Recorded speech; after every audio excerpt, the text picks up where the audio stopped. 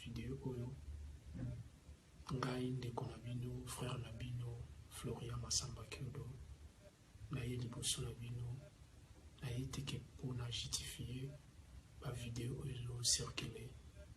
na ye nde mpona senga bino bolimbisi na choqué bato nyonso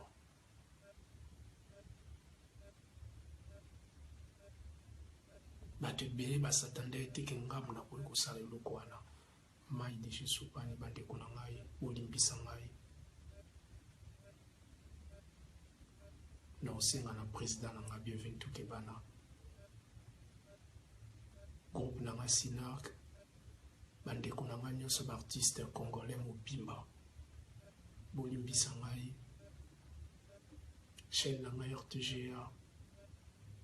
bakolege na ngai nyonso tosalaka na bango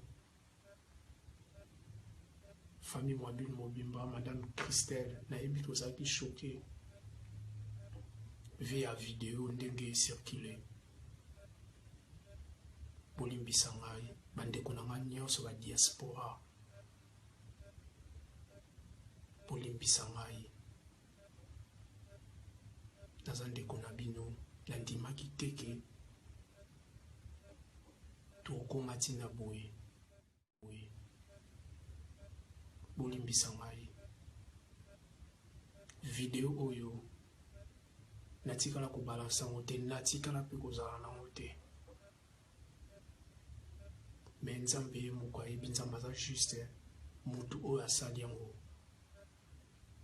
mpo abebisa vi na ngai nzambe ye moko ayebi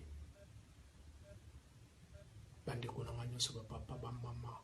bolimbisa ngai baoyo tu bamoni video oyo bolimbisa ngai video oyo erreur oyo ekutani mpa na ngai ekotikalaka jamais korepete lisusu te na vi na ngai bolimbisa ngai botala ata mabe na ngai lelo te botala ata bolamu oyo na scène ndenge nasepelisa bato bolimbisa ngai bandeko na ngai pardon bolimbisa ngai mpenza bolimbisa ngai naza frère na bino bobwaka nga te pardon mpenza. Bonsoir peuple congolais, bonsoir bandeko nyonso bazolanda vidéo oyo ngai ndeko na bino frère na bino Florian Massamba Kyodo na ye liboso na bino na ye teke mpona justifier ba vidéo oyo circule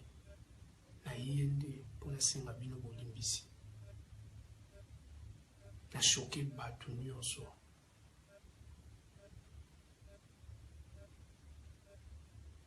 bato ebele basatanda eteke ngamu na koyi kosala eloko wana mai deje supani bandeko na ngai